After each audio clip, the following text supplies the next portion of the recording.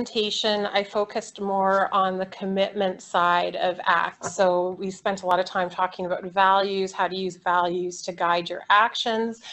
For today's talk, I really want to focus a little bit more on the acceptance side of acceptance and commitment therapy, because that's part of the how. So I think most people recognize, I know what I need to do. I know that maybe I need to do things a little bit differently, but how do I do this? How do I open up? How do I allow myself to let go of the things that are outside of my control? And that's what acceptance is all about. So that's what we're going to spend a little bit more time focusing on. So we'll move to the next slide. So part of the feedback that I got on the last presentation is that it would be nice to practice some of the skills that we covered in the first one. So anyone who wasn't able to attend my last one, you'll get a chance to still learn the same skills. And I think this is just a nice place for us to start. So Leaves on a Stream is more of a meditative style mindfulness exercise that's particularly useful if you have a lot of worry, rumination thoughts. So we're just going to dive right into it today. I'll invite you to close your eyes if you're comfortable closing your eyes. If you're not comfortable closing your eyes, just find a place that you can gaze. If you're barbecuing, maybe step away from the fire for a second and just find a place that you can gaze at for a moment. And we're just going to start by taking some nice deep inhales and some long, slow exhales. And as we're inhaling and exhaling, I'm going to invite you to imagine that you're sitting beside a gently flowing river with leaves floating along the surface of the water. And as you're watching this stream flow along, I'm going to invite you to take every thought that moves through your mind, place it on a leaf, and let it float by. Do this for every thought that comes through your mind, whether the thought is a pleasurable thought, a painful thought, or even just a neutral thought.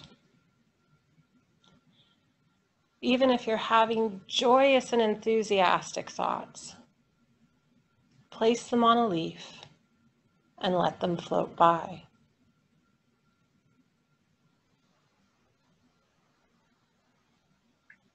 If you notice that emotions are showing up, or maybe some physical sensations, just observe and notice those as well. Label them to yourself. Maybe I'm noticing stress. Maybe I'm noticing calmness. Maybe there's some anxiety showing up. Maybe even some confusion. Just label it, place that on a leaf, and let it float by. You may notice thoughts about the exercise, maybe thoughts like, what's she talking about? Or, I don't think I'm doing this right. Recognize that those are thoughts as well.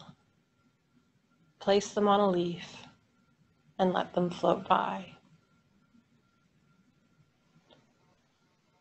Allow the stream to flow at its own pace. We're not trying to rush our thoughts along or get rid of our thoughts. We're just allowing them to come and to go in their own time.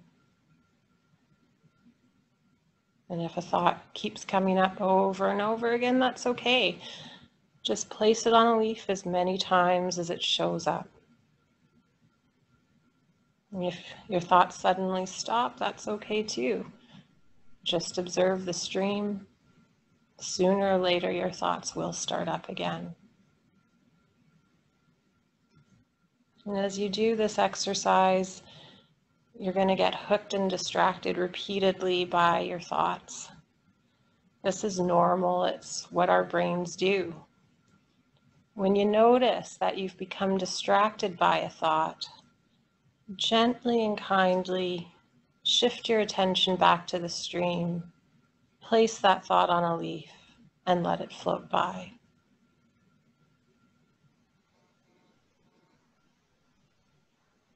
And when you're ready, Leave the stream behind. Open your eyes and welcome back. So we're going to put our next poll up on just to get some feedback on how this exercise was. I do invite people to be very honest in terms of what their experience is. And this is also a good chance if anyone has any comments, questions. I encourage this throughout the presentation. There's going to be little pauses throughout. So please do ask any questions, provide any feedback.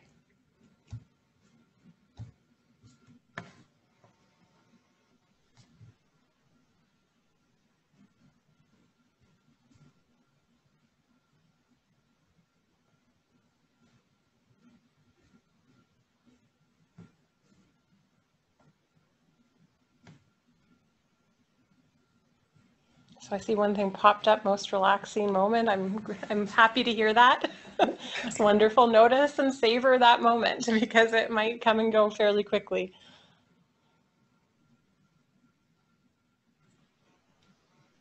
All right, so I'm glad a lot of people are finding this helpful.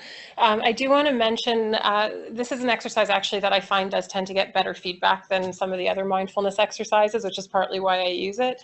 But the skill that we want to develop in this exercise is really about being able to notice when you've gotten distracted. So sometimes if we're able to get to a calm place, I say savor that calmness. But if you're finding that, I think I just saw the flash on a screen that someone felt their leaves were sinking, this is just recognizing what's actually happening right now. And the skill is to be able to say, wow, I just got hooked by that thought. Wow, I just went 3 rounds in that worry cycle, and being able to actually make the choice to step away from that worry cycle rather than continue on. So it's a practice. If people find this one helpful, it's a really popular one. You can Google it on YouTube if you like the guided meditation. Most of your mindfulness apps will probably have some version of this exercise. So we'll move on to the next slide in our presentation.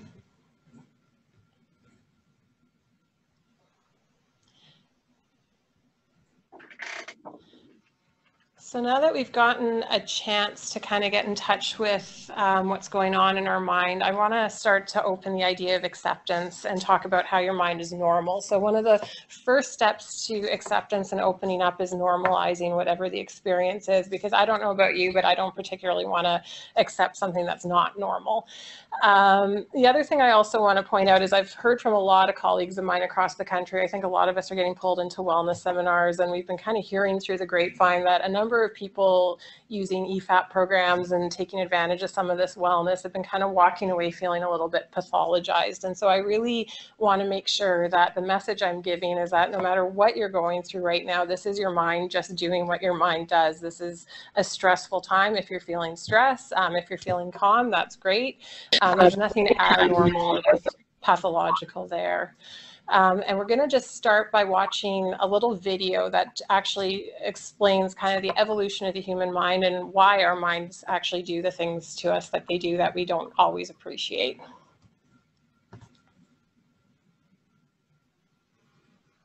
The human mind has evolved to think in such a way that it naturally creates psychological suffering. You see, back in the Stone Age, 200,000 years ago, life was pretty dangerous for our caveman ancestors.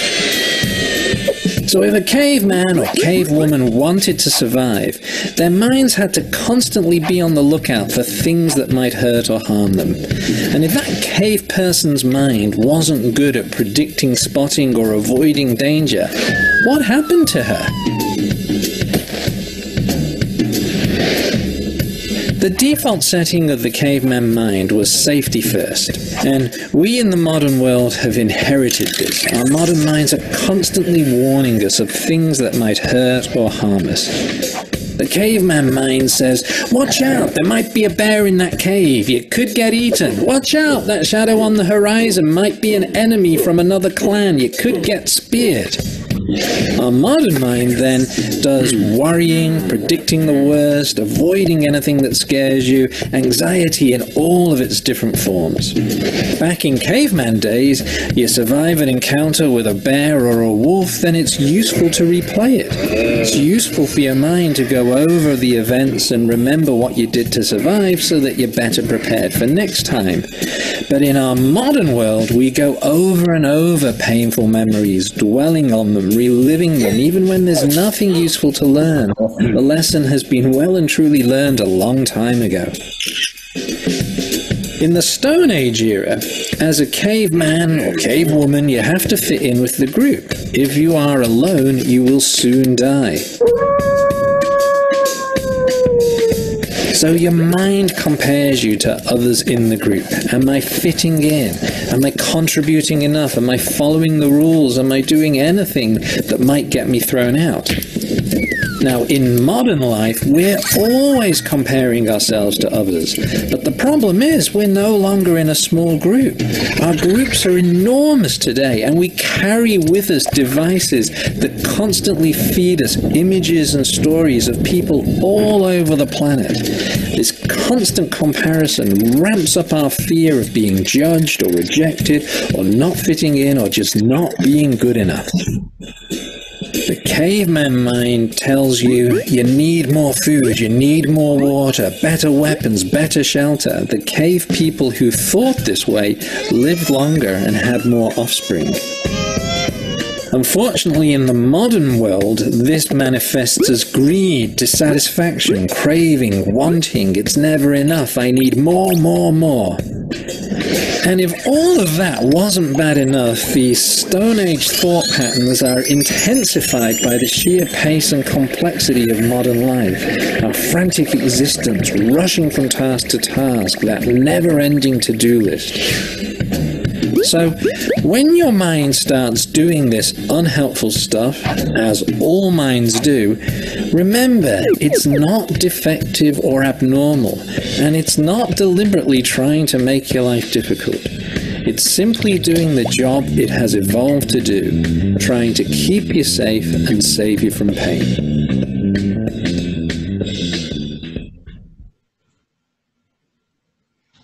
So any thoughts about that video while we get our presentation back up?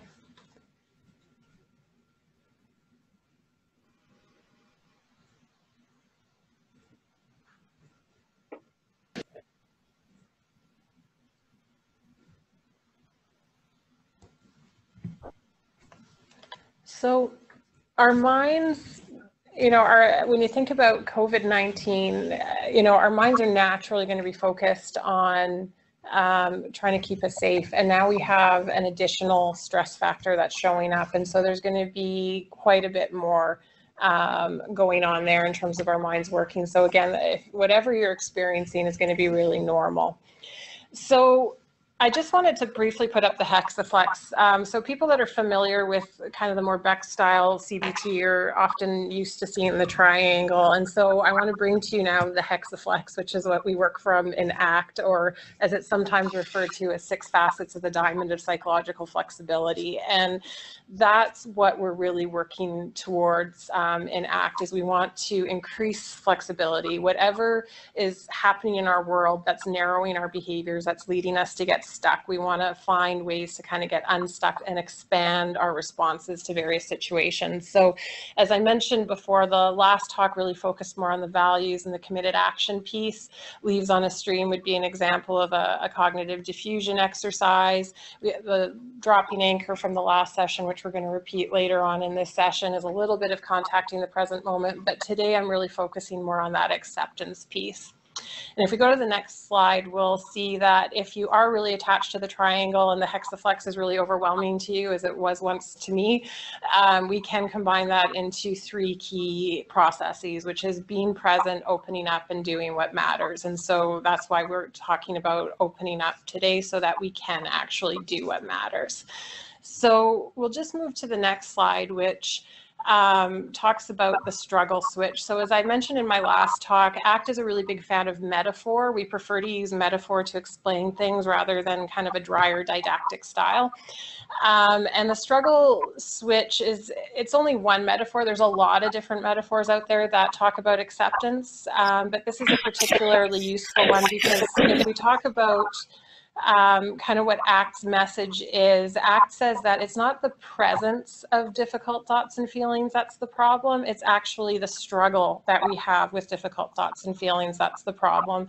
And so if you kind of think about, for folks in our audience, if we have any folks that are familiar with mental health and you're kind of thinking DSM-5, a lot of our DSM-5, the symptoms that we're looking at are actually descriptions of the struggles people are having to try to get rid of whatever experience that they're having. And so that's often what leads to the problem. So we're going to just watch this video that explains the struggle switch metaphor again to kind of lay the foundation for what we're talking about with acceptance.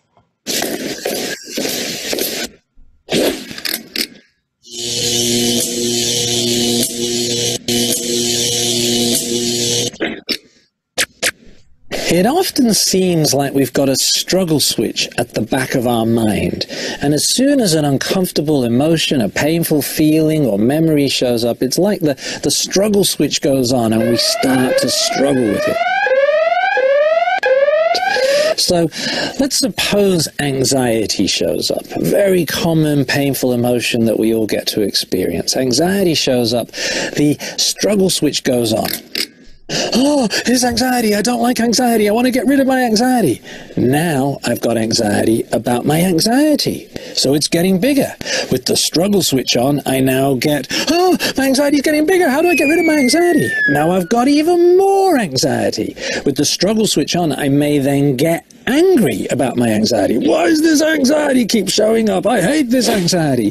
Then I might even start to feel sad about my anger. Oh, is this my life? Oh, and then I may start to feel guilty about my sadness about my anger. Oh, how pathetic am I when there's starving kids in Africa? So with my struggle switch on, my emotions get amplified. I've now got guilt about my sadness, about my anger, about my anxiety, And that kind of amplification of emotions gives them more impact and influence over my life and often gets me bogged down or pulls me into self-defeating behaviors. Now, what happens if I can switch off the struggle switch? With the struggle switch off, anxiety shows up, and it's not that I like it or want it or approve of it, it's just I'm not going to struggle with it. I'm not going to invest my time, energy, and effort in struggling with this anxiety. Instead, I'm going to invest it in doing meaningful, life-enhancing activities, such as spending quality time with my friends and family or playing with my kids. Now, with the struggle switch off, the anxiety is free to move. It may get higher, it may get lower, it may move quickly, it may move slowly, but the point is it's free to move. It doesn't get amplified by all of these other emotions which make it kind of bigger and stickier and make it hang around for a lot longer. So there's no such thing as a life without anxiety. It shows up for all of us. But when anxiety shows up and the struggle switch is off, it's so much easier to live with than when the struggle switch is on.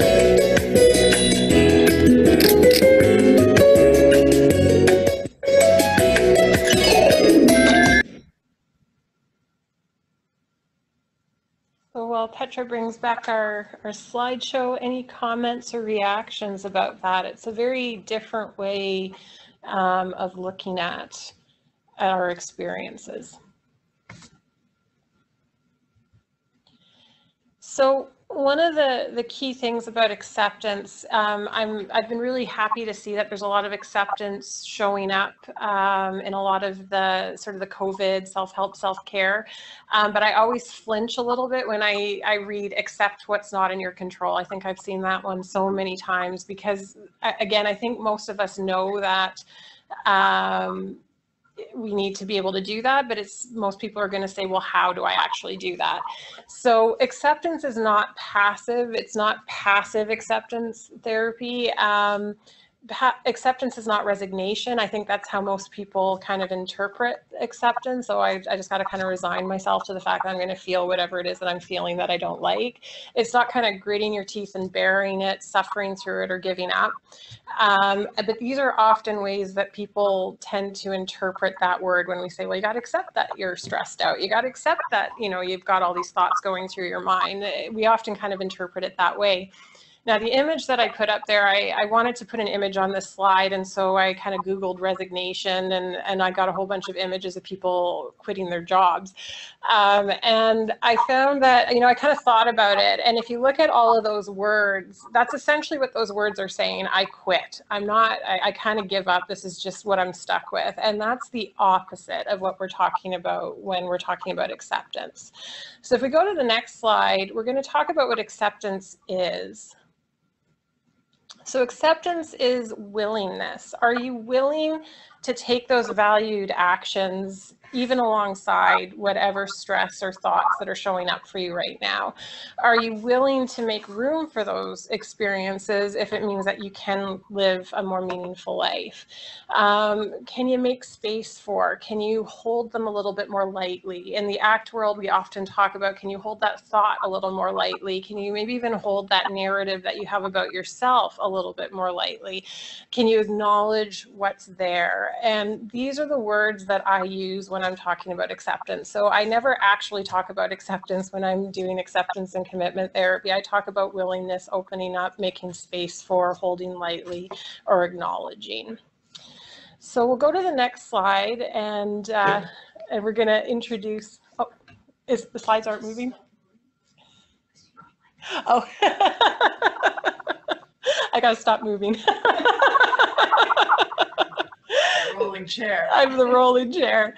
So we're gonna make some space, practice making some space for whatever's showing up for us right now. And this exercise that I put together, I've actually put three components to it. So the first part is kind of more of an acceptance exercise of whatever you're experiencing. The second piece is going to introduce a little bit of self-compassion, because I think during this difficult time, self-compassion is so important. It's also incredibly hard for us to do. And then the third part is going to be a bit of a grounding, a review of that dropping anchor exercise that we did last week, since I got some feedback that people liked the idea of it, but they didn't quite grasp how it could run in a sort of a smoother way. What I am going to say about the compassion piece is the only person who knows about your experience is you, and the person who knows the best whether that's appropriate is going to be you. So for some of us, showing self-compassion is a really powerful, helpful thing. And for some of us, depending on our backgrounds and histories, it may not actually be that helpful at this moment. So I'm going to leave that as an option, and I'm going to kind of prompt it as we go. So we'll all do the acceptance piece. I'll build in the compassion for those that are willing to give it a try, and then we'll end with a grounding exercise. So to do this exercise, you can keep your eyes open if you like, or you can close them if that makes the most sense to you. We're going to try to get in touch with what we're feeling. And for folks who tend to experience their emotions in a more physical way, this is going to be a much easier experience for you. For those of us that are maybe a little more cognitive in our emotional experience, this is going to be a little bit trickier. So what I want you to do is just kind of do a quick scan in your body, see if you can kind of notice anything, notice any feeling, tension, if there is an emotion that you can kind of identify. If you are someone who tends to be maybe a little bit more cognitive in your thinking and you're able to identify what the emotion you're feeling, you can ask yourself some questions like, how do I know that this is maybe stress? Or how do I know that this is anxiety or calmness? What do I notice in my body that's telling me that? Often we tend to feel things kind of in our abdomen, chest, neck, and head area, but not always, but those could be areas to kind of scan and see if you can kind of notice that. So just take a moment and see kind of what's going on the inside, see if you can kind of notice what's going on.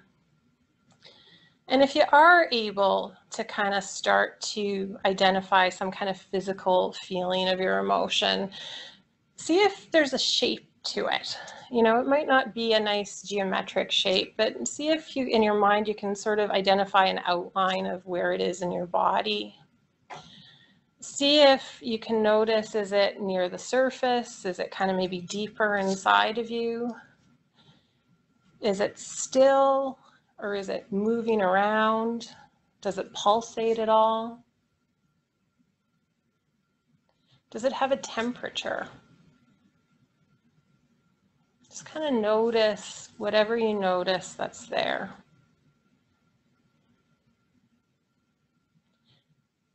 And we're gonna take some nice deep inhales and exhales. And as you're inhaling, I want you to imagine that the air that you're breathing in is just moving around whatever that physical feeling is in your body. Just imagine that with every inhale, you're able to make just a little bit more space for that feeling. We're not trying to manipulate it. We're not trying to get rid of it. We're just giving it some space and seeing if we can create space for it to be there. For some people, they actually prefer to think about softening around that feeling. See if you can kind of soften around it in order to give it some space. And for those that feel this is as far as you want to go, stick with this for now, just breathing around it, softening around it. For those of you who would like to try some self-compassion, I'll invite you to take your hand and just sort of put your hand in front of you, maybe take a look at that hand. We have a lot of medical professionals here today who have used these hands to heal a lot of people. If we've got parents, we've got people whose hands have been very kind to their children. We have caregivers, people that have provided a lot of care and kindness. And I want you to imagine all of that kindness is in the palm of your hand. And place it either feeling that emotion, or just place it on your heart, whatever makes the most sense for you. And just see if you can feel that kindness moving into your body, that kindness moving around wherever you're feeling that emotion. Some people like to take a second hand and place it over their belly. That's optional, whatever makes the most sense for you, but just keep breathing. Keep softening, making space for feeling that kindness. And if other emotions start to show up as you're doing this, see if you can make space for those as well. And just breathe around them, let the kindness go through them. And acknowledge to yourself that this is hard. Our jobs are hard. We're going through a really hard time. And any other kind words that you feel would be helpful to give to yourself right now.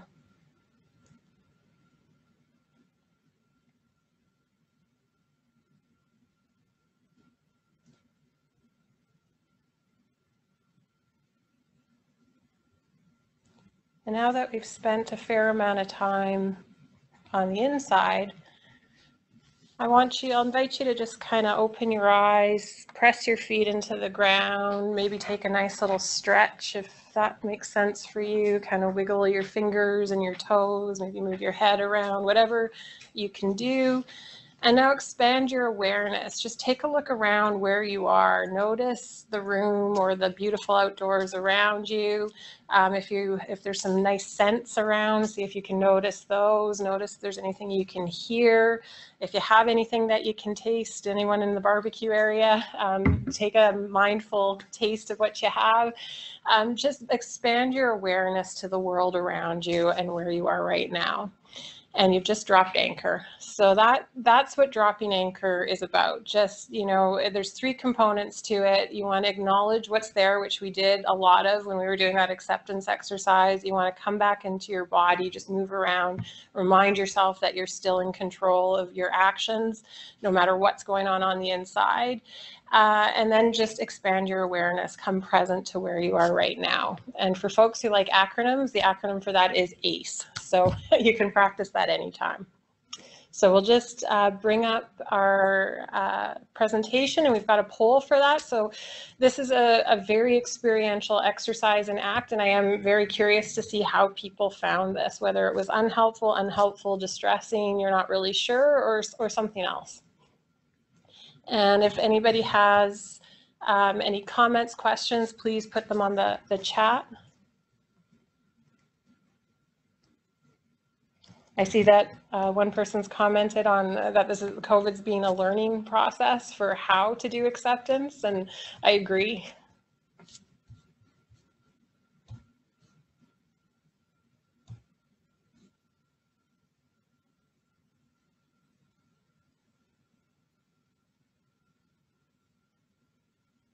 So again, I feel like people are being really generous. People are finding this helpful. Whenever I do this, I usually get a lot of really negative feedback. If you did find this distressing at all, I welcome a couple of people, it looks like, did indicate that.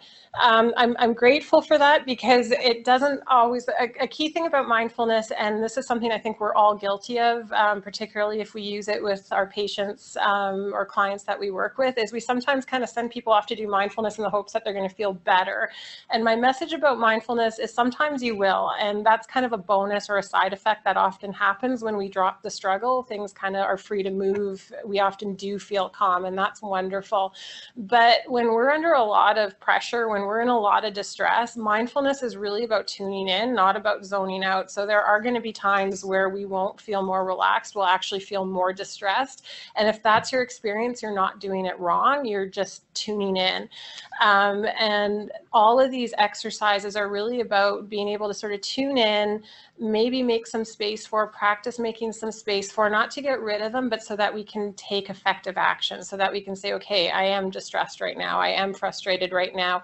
What action can I take that's going to be effective, that's going to fit with my values, that's going to represent the kind of person that I want to be?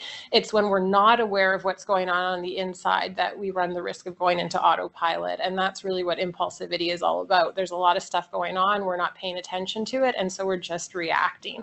So I always just like to give that little piece that if you are feeling kind of uncomfortable, that doesn't mean you're doing it wrong by any means. And if you are feeling good, fantastic, enjoy that. So we'll move on to the next slide. If you found this a little hokey, so some people are really into these kinds of exercises and they love them, and other people kind of look at this stuff and are like, yeah, I'm not going to hug myself, or I'm not going to put a hand on my heart. If that doesn't fit for you, there are other ways to kind of ground yourself, other ways to build self-compassion. So I've been doing a lot of PFA training and workshops on frontline care, and I've been told by a lot of health psychologists I should be asking everybody, are you peeing while you're at work? And if you're not peeing while you're at work, it means you're probably not drinking enough water. So your first piece of self-care is to make sure that you're drinking enough water.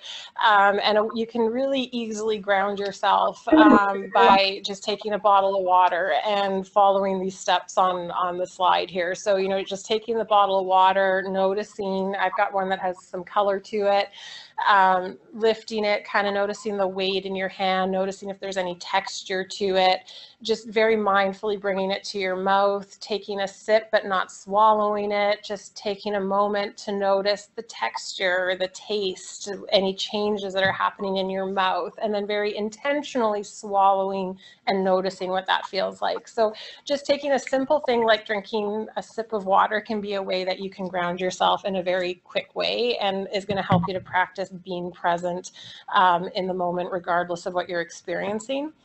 If we go to the next slide, we've got another example of a way to develop self-compassion. So if, you know, the hand on the heart isn't working for you, another simpler strategy could be just asking yourself, what would you say to a colleague, a student, a friend, or a family member who is going through the same thing? We can often show up and be very kind to others. It can often be very uncomfortable to offer ourselves that same kindness. Now, I've got this quote on here. I love it. A colleague of mine in Ottawa, she was a senior grad student when I was just a brand newbie in my program. She's put together a psychological first aid for frontline healthcare providers that's actually starting to take off. It's spreading kind of across the country, and I think even internationally right now in terms of being a really useful manual. And she's got a good sense of humor, as you can see in this line where she says, "The only mask you should be wearing is a medical mask. Please discard the infallible mask, as research has shown it suffocates its users."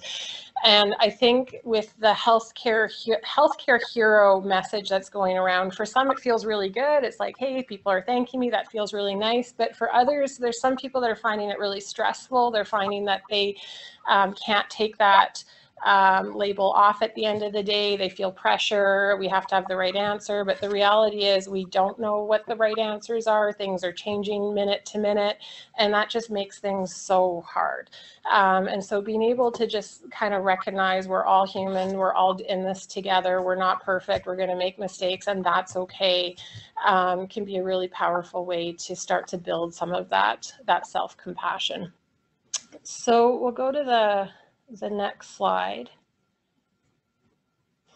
I want to give some resources. So my last talk, I talked about the happiness trap is a great resource if you are interested in ACT. I often say to folks, don't go to the academic literature, go to the self-help literature. You'll get a much more digestible version of what this can look like.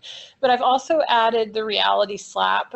So both of these books are by Russ Harris. Russ Harris was actually formerly a family physician who on paper had a perfect life, but in real life actually found himself struggling quite a bit. And he went through all the self-help and he went through all the various therapies out there and didn't find them that useful. And then he discovered ACT and it changed his life, and he actually left his practice of medicine, retrained as a therapist, and has been a true gift to the therapy world because he is an amazing trainer. I highly recommend his trainings if anyone is interested in learning more about it, and he's got a wealth of self-help literature that's really fantastic. So the reality slap is more of a grief and loss focus. And I think as time goes on with COVID, I think most of us are trained to be able to handle stress pretty well. And I think adrenaline can kind of get you through the initial phases. But I think as time wears on, that's where you have a chance to kind of look back and reflect, and some of that grief and loss can start to show up after the fact. And so I think this can be a useful resource as well.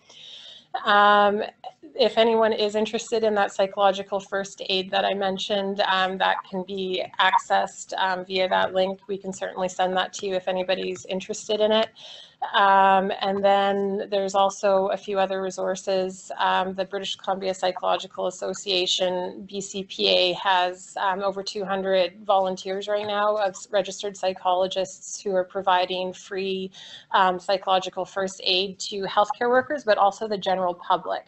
So if you're finding that maybe you're fine, but you know someone who just needs to talk to someone right now, the service is free. It can be used as often as needed, and they are trying to get back to people within 24 to 48 hours of submitting a request. The Canadian Psychological Association is offering free brief psychological services during the COVID-19 pandemic.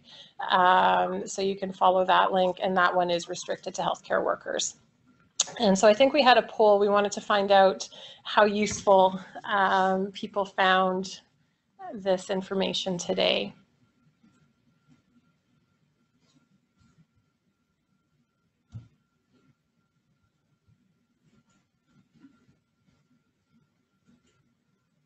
And I'll take a look at the chat as well. So again, any questions, comments?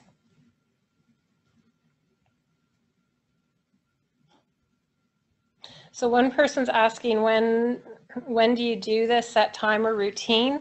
I think that's a great question. This stuff does not have to be long and lengthy. So sometimes I think we think about mindfulness and we envision the meditator and having to put in hours of work. In the ACT world, we say we're going to leave that to the Buddhist monks in Nepal, and we're going to focus on what we can do today. And so, you know, if you can build it into your day, like having a mindful sip of water, you don't have to do any meditation at all.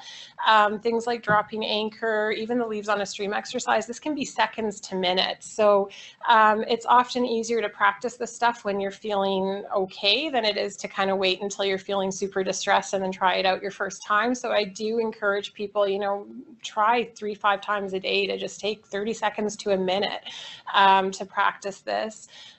So that you can kind of develop the skill, because this really is a skill with practice. And you'll find that all of these strategies, as you kind of practice them, you don't need to do them quite as intensely. So I fully acknowledge that I'm a high functioning worrier. And so I practice leaves on a stream, and I'm at a point now where I can just be like, wow, my mind's starting to go down that worry spiral. I'm going to just choose to do something else. So it really is a practice.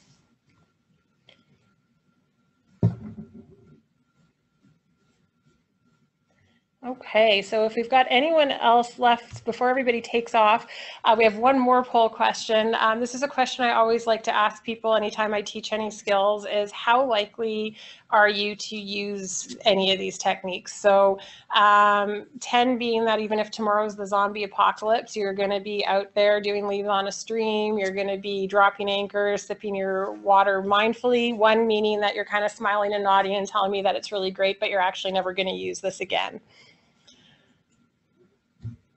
So you just fill that out, and I'll just take a quick look again if there's any other questions, comments, feedback.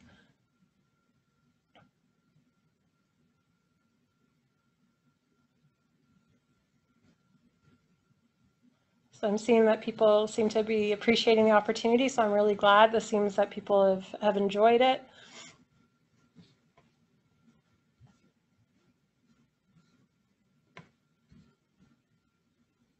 I'm glad there's another Russ Harris fan in the audience. He's fantastic. Good, so I like these numbers. Anything kind of above 2.5 or 3, I'd be starting to question, but we've got a lot of 4s and 5s, and that's great. Thank you everybody for taking the time to truly show up and give some of this a try.